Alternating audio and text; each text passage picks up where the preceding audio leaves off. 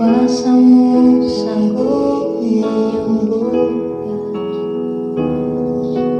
jiwaku pun berserah hanya kepadamu. Yesus, Kaulah segalanya. Karena salib-Mu ku hidup, karena salib-Mu ku menang. Engkau yang berkuasa sanggup untuk melakukan mujizat-Mu di hidupku.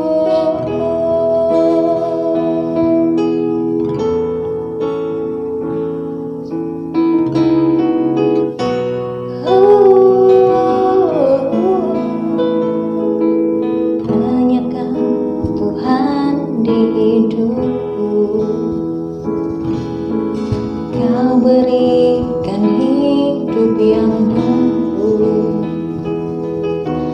Darah-Mu menyucikan, pulihkan hatiku. Ku nyatakan Kaulah segalanya. Engkaulah sumber pengharapan. Kuasa-Mu sanggup menyembuhkan, jiwaku pun berserah hanya kepadamu. Yesus, Kaulah segalanya. Karena salib-Mu ku hidup, karena salib-Mu ku menang. Engkau yang berkuasa sanggup untuk melakukan mujizat-Mu. Karena salib-Mu ku hidup, karena salib-Mu ku menang. Engkau yang berkuasa sanggup untuk melakukan mujizat-Mu di hidupku.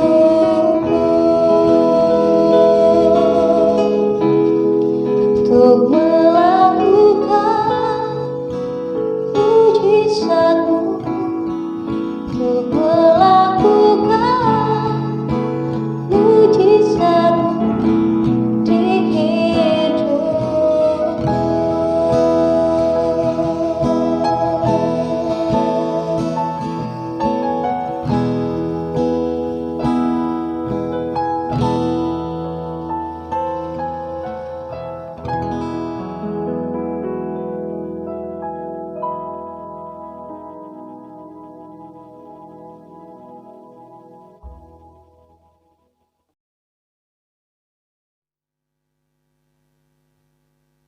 Mari, sebelum kita mendengarkan berita firman Tuhan, saya mengajak saudara-saudara sekalian untuk berdoa. Mari kita satu di dalam doa. Bapa kami yang ada di dalam surga, Bapa yang kami kenal dan kami panggil di dalam nama Tuhan Yesus Kristus. Di pagi hari ini hati kami limpah dengan ucapan syukur buat kebaikan, anugerah, kemurahan Tuhan. Sehingga kalau sampai pagi hari ini kami masih ada, kami masih bisa bernafas. Ini sungguh-sungguh karena kemurahan-Mu. Dengan apa kami bisa membalas semua yang telah Tuhan kerjakan dalam hidup kami. Selain kami bersyukur dan berterima kasih. Terlebih pagi ini ya Tuhan, ataupun hari ini, Kami memperingati akan kematian Yesus. Kami akan memperingati akan kematian-Mu. Untuk itu Tuhan, kami rindu mendengarkan berita firman-Mu. Sehingga firman-Mu pada pagi hari ini membawa hidup kami semakin indah, semakin berkenan kepada Tuhan. Berikan kepada kami hati yang siap diingatkan oleh firman-Mu. Berikan kepada kami hati yang siap dibentuk, diperbaiki oleh firman-Mu. Sehingga lewat momen Paskah ini ada sesuatu yang luar biasa terjadi di dalam hidup kami. Karena Engkau mati untuk menghapus dosa-dosa kami. Engkau mati untuk menebus pelanggaran dan kejahatan kami. Terima kasih Bapa di sorga. Kami siap dengar firman-Mu di dalam nama Tuhan Yesus Kristus. Haleluya. Amin. Baik, puji Tuhan. Selamat pagi, salam sejahtera bagi kita semua. Saya sangat senang pagi hari ini saya masih ada kesempatan di tengah-tengah situasi kondisi dunia yang kita tahu bersama saat ini begitu menakutkan, begitu mengerikan. Tetapi kita bersyukur pagi hari ini kita masih bisa mendengarkan firman Tuhan. Di momen Paskah ini kita tahu saudaraku, berbicara tentang kematian itu adalah sesuatu yang tidak layak dirayakan untuk di orang-orang di luar sana. Berbicara tentang kematian, siapapun orangnya, entah orang itu hebat apapun saudaraku, kalau orang itu mati, habis karyanya di muka bumi ini. Kalau orang itu mati, habis apa yang telah dilakukannya. Tetapi kematian Yesus bukan habis. Tetapi awal justru kematian Yesus, Yesus terus berkarya, Yesus terus berbuat sesuatu untuk kebaikan saudara dan saya. Dan tema khotbah saya di Paskah pagi hari ini yaitu kematian Yesus membawa pengharapan. Kita akan lihat pengharapan-pengharapan apa yang akan kita alami di dalam momen Paskah ini. Baiklah, kita akan lihat Alkitab kita di dalam Ibrani pasal yang kedua. Ibrani pasal yang kedua ayat 14 dan 15. Begini bunyi firman Tuhan. Sekali lagi Ibrani pasal 2 ayat 14 dan ayat 15. Begini bunyi firman Tuhan. Karena anak-anak itu adalah anak-anak dari darah dan daging, maka ia juga menjadi sama dengan mereka dan mendapat bagian dalam keadaan mereka, supaya oleh kematiannya ia memusnahkan dia, yaitu iblis yang berkuasa atas maut. Ayat 15. Dan supaya dengan jalan demikian ia membebaskan yang seumur hidupnya berada dalam perhambaan oleh karena takutnya kepada maut. Nah, puji Tuhan saudaraku, bertitik tolak dari ayat ini ada dua dasar dan sekaligus harapan mengapa Yesus rela mati di kayu salib. Ayat tadi dengan jelas mengatakan yang pertama, memusnahkan iblis yang berkuasa atas maut. Ini yang pertama. Jadi kematian Yesus memiliki satu tujuan, yaitu memusnahkan iblis yang berkuasa atas maut. Itu yang pertama. Yang kedua, membebaskan anak-anaknya dari belenggu ketakutan terhadap maut. Maut di sini saudaraku bukan kematian secara daging. Maut di sini bukan berarti kita melihat ada orang-orang yang mati yang sering kita lihat di sekitar kita, tetapi maut di sini adalah sesuatu yang sangat mengerikan, yaitu neraka. Ini maut di sini adalah sesuatu yang sangat mengerikan, yaitu neraka. Sering saya katakan bahwa kalau kita hanya lahir satu kali, maka kita akan mati dua kali. Yang dimaksud lahir satu kali dan mati dua kali yaitu kita hanya lahir dari kandungan ibu. Ketika kita hanya lahir satu kali, lahir dari kandungan ibu saja, satu saat kita akan mengalami dua kematian. Yang pertama, mati secara daging atau meninggal dunia. Dan yang kedua, kematian yang sangat mengerikan, yaitu kita binasa atau masuk neraka. Tetapi kalau kita lahir dua kali, yang pertama lahir dari kandungan ibu kita, dan lahir baru yang kedua, maka kita akan mati satu kali, yaitu mati secara daging, meninggal dunia. Tetapi setelah itu kita akan hidup kembali bersama Yesus saat kebangkitan nanti. Jadi jelas di sini dampak dari kematian Yesus. Yang pertama tadi sekali lagi saya ulangi, memunahkan iblis dan membebaskan kita dari belenggu maut. Puji Tuhan, saudaraku. Nah, saudara mungkin saudara bertanya, apa yang dimaksud dengan memusnahkan? Nah, memusnahkan di sini saudaraku, di sini bukan berarti kematian Yesus memusnahkan iblis, bukan berarti itu.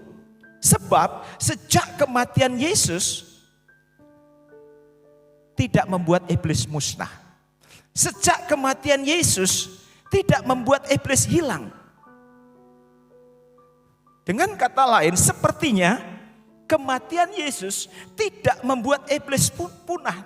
Bukan saudaraku. Saudara, kata memusnahkan di sini dalam terjemahan bahasa Yunani secara harfiah berarti kuasanya telah dilumpuhkan. Jadi kata memusnahkan di sini artinya kuasanya telah dilumpuhkan. Artinya dijadikan tidak berarti, membuat segala sesuatu menjadi tidak berguna, kehilangan kemampuannya, kehilangan dayanya, kehilangan kekuatannya. Inilah arti dari memusnahkan. Sama dengan kalau mungkin saudaraku sama dengan seperti sebuah tank yang tiba-tiba bergerak akan menggempur ke satu sasaran. Dia sudah siap dengan pelurunya, dia sudah siap dengan meriamnya untuk menggempur ke satu sasaran. Tiba-tiba ada seseorang yang memiliki senjata anti tank, menembakkan senjatanya dan kena kepada tank itu. Dan akhirnya apa? Tank itu tertembak. Ketika tank itu tertembak, tank itu menjadi rusak, tidak berdaya. Inilah arti dari memusnahkan. Tanknya masih ada saudaraku. Tanknya tidak kemana-mana. Mungkin masih memiliki peluru meriam atau memiliki senjata yang lain. Tetapi saudaraku, tank itu sudah dilumpuhkan. Sudah tidak bisa bergerak, sudah rusak dan sudah tidak berfungsi lagi. Demikian juga dengan iblis. Ketika Yesus mati di kayu salib saudaraku, iblis masih ada sampai saat ini. Tetapi saudaraku, dia sudah lumpuh, dia sudah kehilangan kekuatannya. Itulah sebabnya di dalam 1 Petrus pasal yang ke-5 ayat yang ke-8 di sana mengatakan bahwa 1 Petrus pasal yang ke-5 itu ayat yang ke-8, sadarlah dan berjaga-jagalah, lawanmu si iblis berjalan keliling sama seperti singa yang mengaum-ngaum dan mencari orang yang dapat ditelannya. Jadi sadar dan berjaga-jaga. Nah, jadi saudaraku, sebelum saya membahas ayat ini lebih jauh, sekali lagi, dampak kematian daripada Yesus.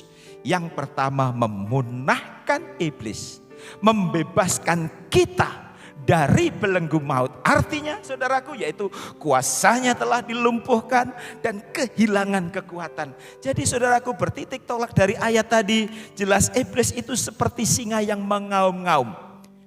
Mungkin kalau boleh saya gambarkan, singa itu sudah ompong, yang kerjanya hanya mengaum-ngaum, yang kerjanya hanya mendakwa saudara dan saya, yang kerjanya hanya menuduh saudara dan saya. Iblis tidak punya daya, iblis tidak punya kekuatan lagi.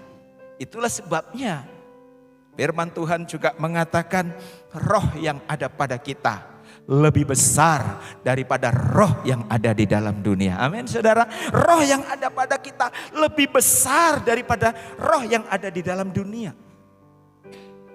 Ketika kita menyadari akan hal ini saudaraku, lewat kematian Yesus di atas bukit Golgota, sudah tidak ada alasan lagi bagi saudara untuk takut dengan kuasa kegelapan.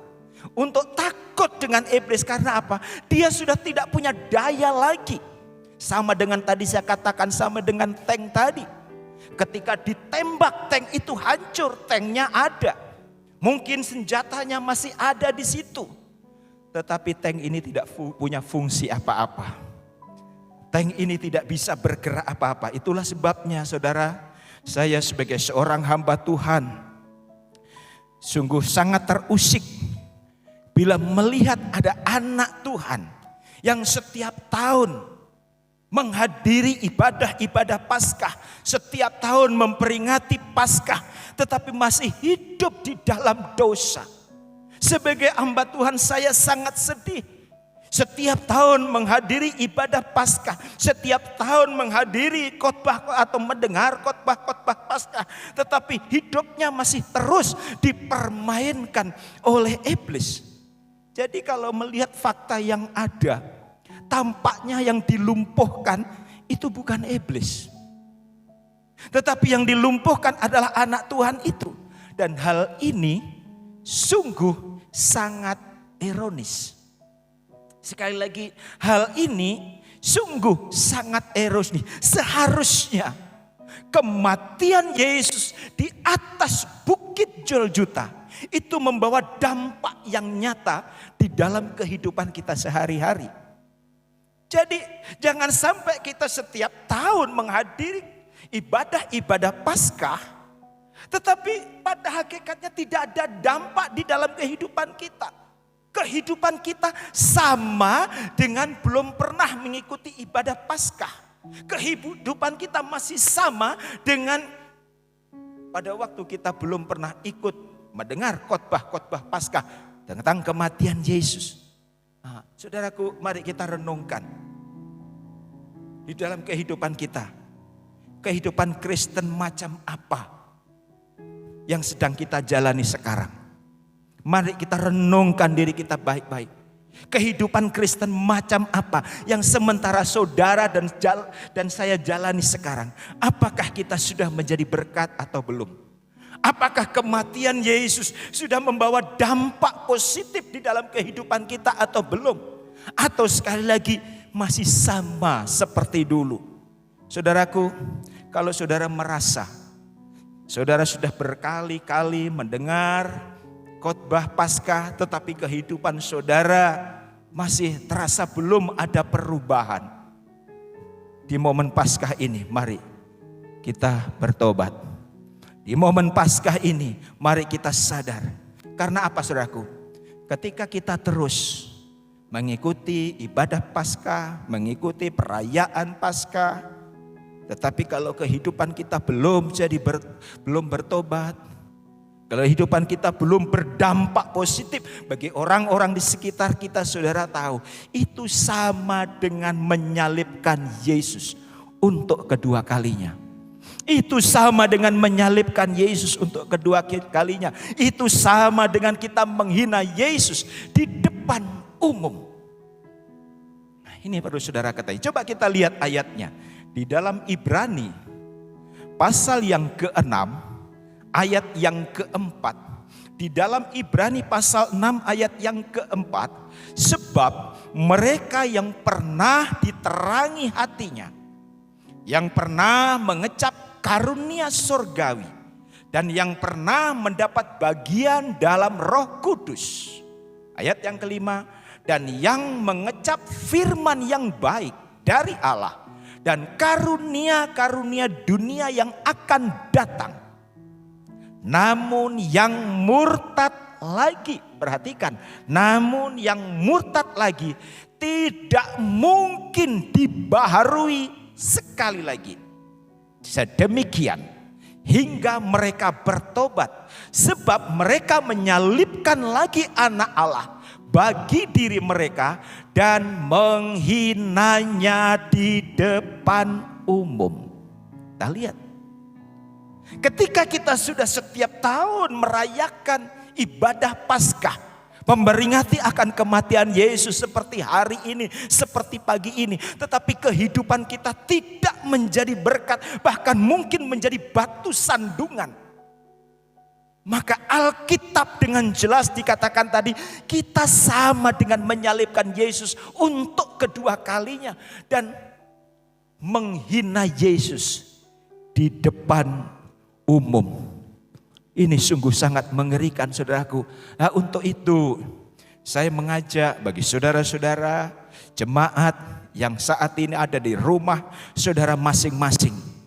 Mari, belum terlambat untuk jadi berkat. Belum terlambat untuk memperbaiki diri. Mari kita terus berjuang, saudaraku, untuk melawan dosa. Dengan pertolongan Roh Kudus, dengan pertolongan kuasa dari tempat yang maha tinggi. Kita tidak boleh terlalu lunak dengan dosa, saudaraku. Kita tidak boleh kompromi dengan dosa. Jangan sampai kita punya prinsip, tidak apa-apa, ini cuma dosa kecil-kecilan saja. Tidak apa-apa, ini cuma dosa putih. Saudaraku, saya mau kasih tahu sebagai seorang hamba Tuhan, yang namanya dosa tetap dosa. Dan upah dosa firman Tuhan adalah maut. Nah, jadi saudaraku, setelah kita tahu bahwa kematian Yesus yaitu membawa harapan, yaitu kita terbebas dari belenggu maut dan melumpuhkan iblis, Tuhan Yesus pun juga memiliki harapan bagi saudara sekalian. Tuhan Yesus memiliki satu impian. Tuhan Yesus memiliki satu kerinduan, saudaraku. Dan lewat kematian Yesus ini, apa kerinduan daripada Yesus? Yaitu kita perlu meneladani apa yang telah Tuhan lakukan. Kita perlu meneladani. Di dalam Lukas pasal 23 ayat 33 begini bunyi firman Tuhan. Ketika mereka sampai di tempat yang bernama Tengkorak, mereka menyalibkan Yesus di situ dan juga kedua orang penjahat itu. Yang seorang di sebelah kanannya dan yang lain di sebelah kirinya. Yesus berkata, "Ya Bapa, ampunilah mereka, sebab mereka tidak tahu apa yang mereka perbuat." Dan mereka membuang undi untuk membagi pakaiannya. Nah, saudaraku, kita lihat di sini. Di tengah-tengah penderitaan Yesus, saudara, di kayu salib, apa yang dilakukan Yesus? Apa yang diucapkan Yesus? Apakah Yesus mengutuki orang-orang yang telah menyalibkan dia? Apakah Yesus mengutuki Petrus? Apakah Yesus mengutuki Yudas? Apakah Petrus mengutuki tentara-tentara yang ada di sekitarnya? Tidak. Tetapi Alkitab tadi dengan jelas mengatakan, ampunilah mereka. Haleluya. Ampunilah mereka, sebab mereka tidak tahu apa yang mereka perbuat.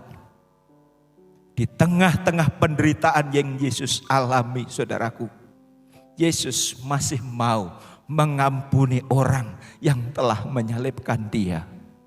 Di tengah-tengah penderitaan yang Yesus alami, Yesus masih mau mengampuni orang yang telah meludahi dia. Yesus masih mau mengampuni orang yang telah meninju mukanya, saudaraku. Dan inilah teladan, saudaraku, Yesus. Dan inilah yang perlu kita teladani. Bagaimana dengan kehidupan saudara dan saya? Mari, di momen Paskah ini, kita perlu menteladani Yesus. Di saat dia menderita di kayu salib, saudaraku, bukan kata-kata kutuk yang keluar, bukan kata-kata hal yang tidak mengenakkan yang keluar, tetapi kata-kata pengampunan. Satu ayat di dalam 1 Petrus pasal yang kedua, di dalam 1 Petrus pasal 2 ayat 21, begini bunyi firman Tuhan. Sebab untuk itulah kamu dipanggil, karena Kristus pun telah menderita untuk kamu dan telah meninggalkan teladan bagimu supaya kamu mengikuti jejaknya. Nah, lihat di sini. Yesus memberikan satu teladan, yaitu supaya kita mengikuti jejaknya. Jejak yang mana? Apakah kita juga harus disalib seperti Yesus? Saudaraku, ya barangkali kalau saudara mau. Yang dimaksud kita disuruh mengikuti jejaknya Yesus bukan berarti kita harus disalib seperti Yesus, saudaraku. Tetapi kita ikuti, khususnya ketika Yesus menderita di kayu salib, saudaraku. Yesus pun masih mampu dan mau melepaskan pengampunan kepada orang-orang yang telah merugikan dia. Orang-orang yang telah mengecewakan dia. Orang-orang yang telah menyalibkan dia. Ampuni Bapa, karena mereka tidak tahu apa yang telah mereka perbuat. Saudara, kita lihat di sini sungguh luar biasa. Dan biarlah lewat momen Paskah ini, saudaraku, kita mau belajar meneladani apa yang Yesus lakukan. Kita mengikuti jejaknya. Di momen Paskah ini, maukah saudara mengampuni orang-orang yang telah melukai saudara? Di momen Paskah ini, saya menantang kepada saudara. Mungkin di hari-hari ini ada orang yang telah mengecewakanmu. Ada orang yang telah mempermalukanmu, merugikanmu, menjelekkan namamu di belakang, berusaha punya niat jahat terhadap engkau. Di momen Paskah ini, maukah saudara mengampuni dia? Firman Tuhan tadi dengan jelas katakan, ikutilah teladanku dan ikutilah jejakku. Saudaraku, ikutilah teladanku. Saya rindu, saudaraku, di momen Paskah ini. Karena apa? Kita semua tidak steril dengan namanya kesalahan, saudaraku. Sering terus, saudaraku, kita ini terus terang saja, jujur saja, kita ini sering egois. Coba kita lihat ayat di dalam Matius pasal yang ke-6. Matius pasal 6 ayat 14. Begini punya firman Tuhan. Karena jikalau kamu mengampuni kesalahan orang, Bapamu yang di surga akan mengampuni kamu juga. Ini luar biasa, saudaraku. Tetapi perhatikan, jikalau kamu tidak mengampuni orang, Bapamu juga tidak akan mengampuni kesalahanmu. Haleluya. Saudaraku, ketika kita mau mengampuni kesalahan orang, ketika kita mau mengampuni kesalahan orang-orang yang telah melukai kita, mengecewakan kita, mempermalukan kita, merugikan kita, saudaraku, itu, saudaraku, bukan kerugian kita. Saudaraku, sekali lagi, ketika kita ketika kita tidak mau mengampuni kesalahan orang lain, itu bukan kerugian orang itu. Tetapi itu menjadi kerugian kita. Apa ruginya? Ketika kita minta pengampunan dari Bapa, Bapa pun juga tidak akan mengampuni saudara dan saya. Renungkan baik-baik.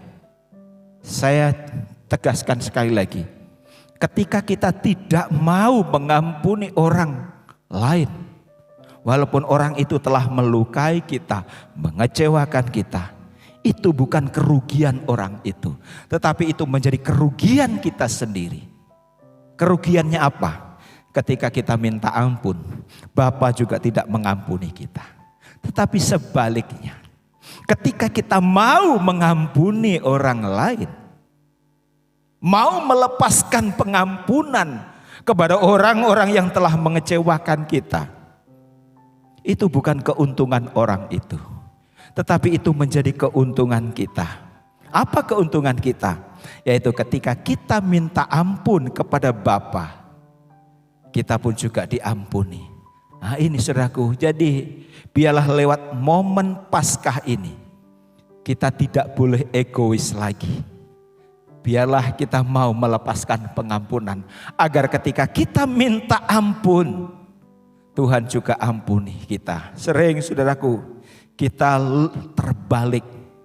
Kita suka melupakan kebaikan orang dan terus ingat kesalahan orang. Jujur saja saudaraku, sering saudaraku, kita paling cepat melupakan kebaikan-kebaikan orang, tetapi paling mudah ingat kesalahan orang lain. Dan ini terus terang saudaraku, banyak kita lakukan.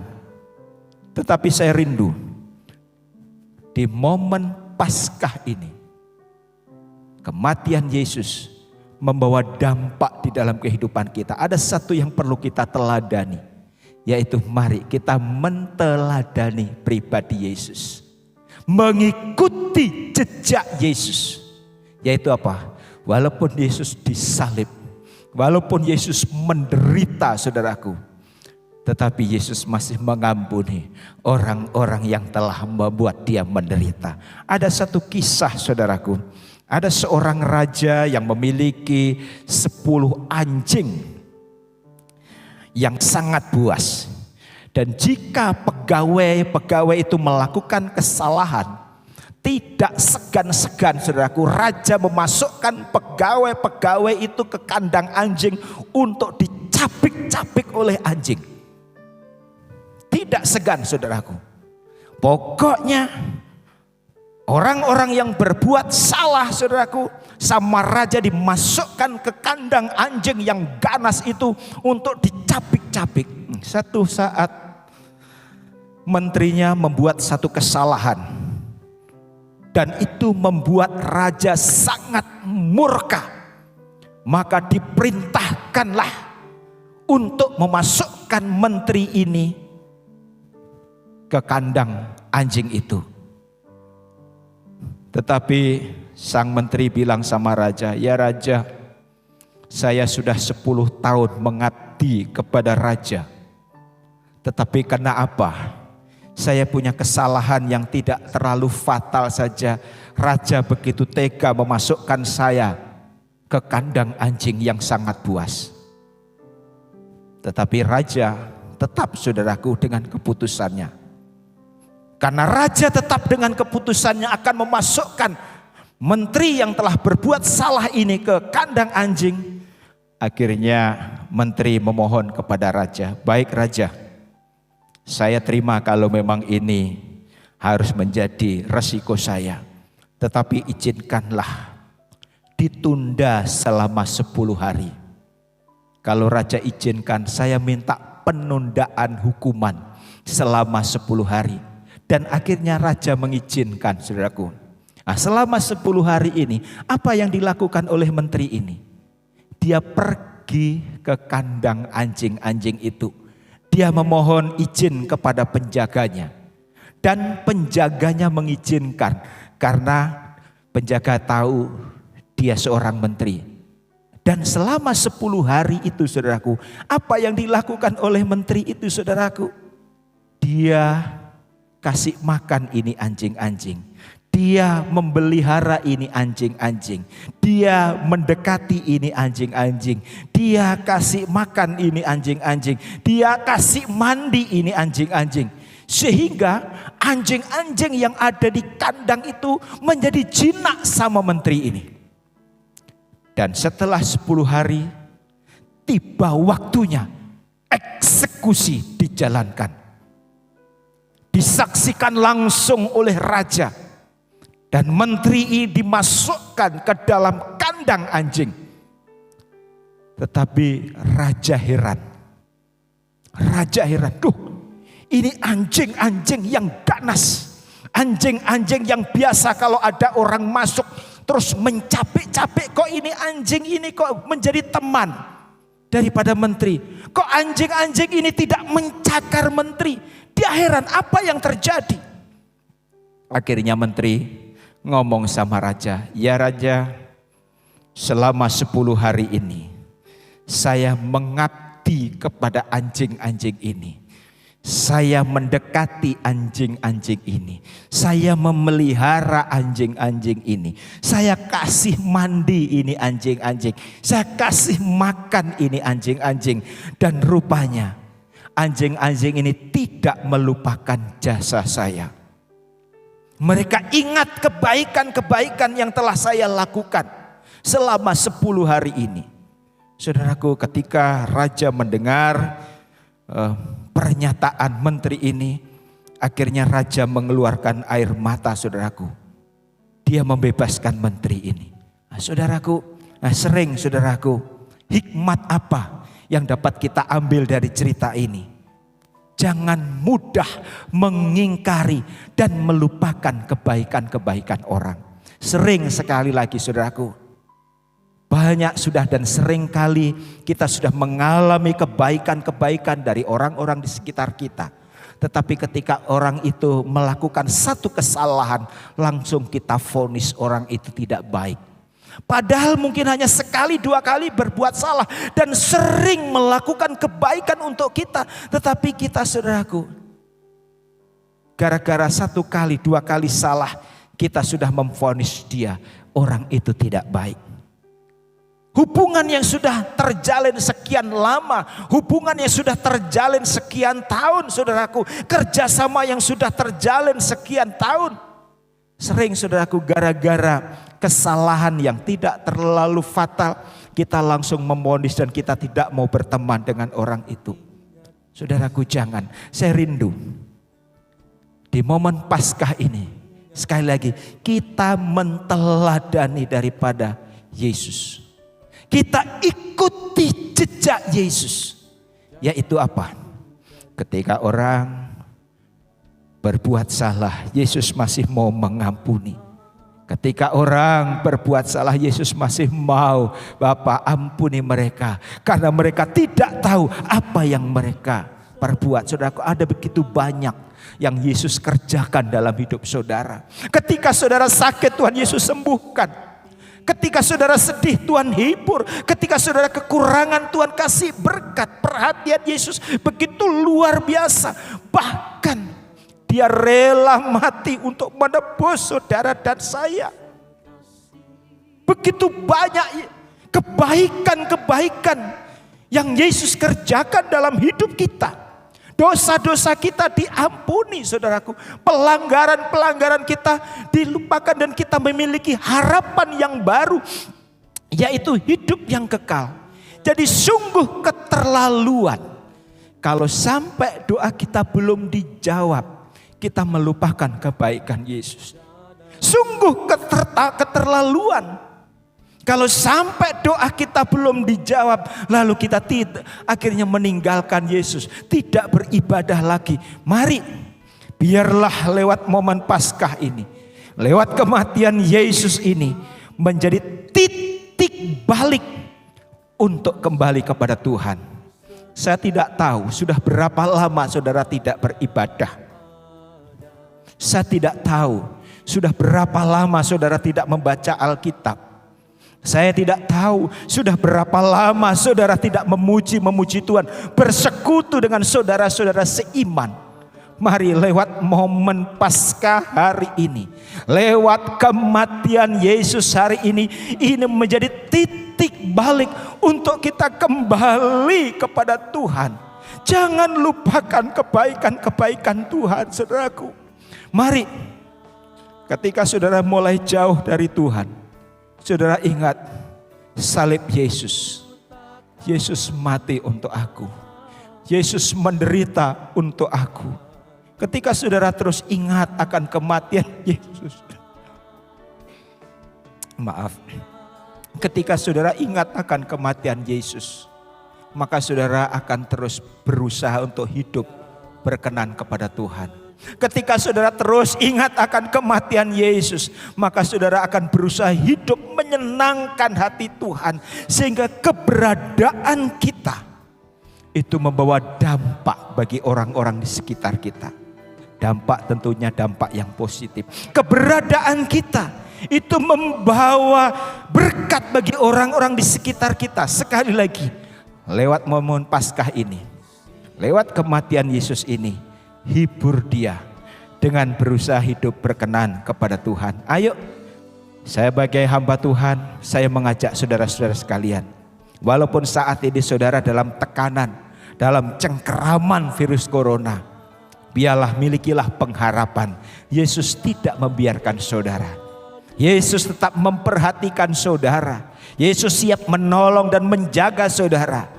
Tetapi satu hal yang perlu, ingat lagi, senangkan dia, hibur hatinya dengan terus menjadi berkat. Ikuti teladannya, ikuti jejaknya, sehingga walaupun Yesus menderita, kata-kata berkat yang masih keluar. Mungkin saat ini saudara dalam keadaan menderita karena ada virus. Mungkin saat ini saudara dalam keadaan kesusahan. Mungkin saat ini saudara dalam keadaan kekurangan. Tetaplah jadi berkat dimanapun berada. Tetaplah jadi teladan di lingkunganmu. Sehingga kematian Yesus benar-benar membawa dampak yang luar biasa di kehidupan kita. Kiranya Tuhan Yesus memberkati. Amin. Mari saya mengajak kita semua berdoa. Terima kasih Bapa di surga. Kami sudah mendengar berita firman-Mu. Meteraikan firman-Mu di dalam kehidupan kami. Biarlah lewat momen kematian-Mu pada hari ini yang kami peringati, itu membuat kami sadar bahwa iblis sudah tidak memiliki daya lagi. Iblis sudah tidak memiliki kemampuan lagi. Dan kami memiliki kehidupan yang luar biasa. Janji-Mu kami akan mewarisi kerajaan surga. Untuk itu Tuhan, kami mau meneladani Engkau. Kami mau mengikuti jejak-Mu. Walaupun Engkau menderita di kayu salib, tetapi Engkau masih mengampuni orang-orang yang bersalah. Engkau masih mau mengampuni orang-orang yang telah merugikan-Mu, yang telah mengecewakan-Mu, yang telah menyalibkan-Mu. Dan ini biarlah menjadi teladan bagi kami. Roh Kudus, berikan kemampuan kepada kami semua, sehingga kami dapat berdampak positif bagi orang-orang sekitar kami. Mudah melupakan kesalahan teman-teman kami dan terus ingat kebaikan-kebaikannya.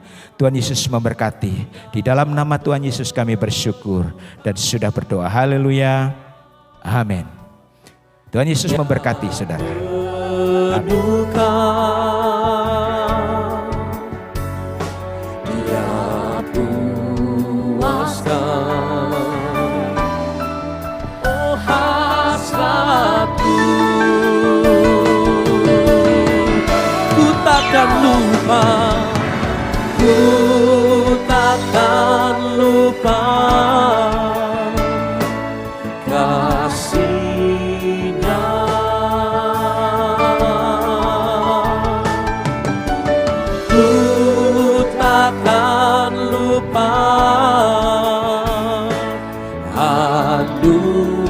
Anugerahnya Dia penuhkan, Dia penuhkan, oh Dia puaskan hasratku. Takkan lupa, ku takkan lupa kasih-Nya,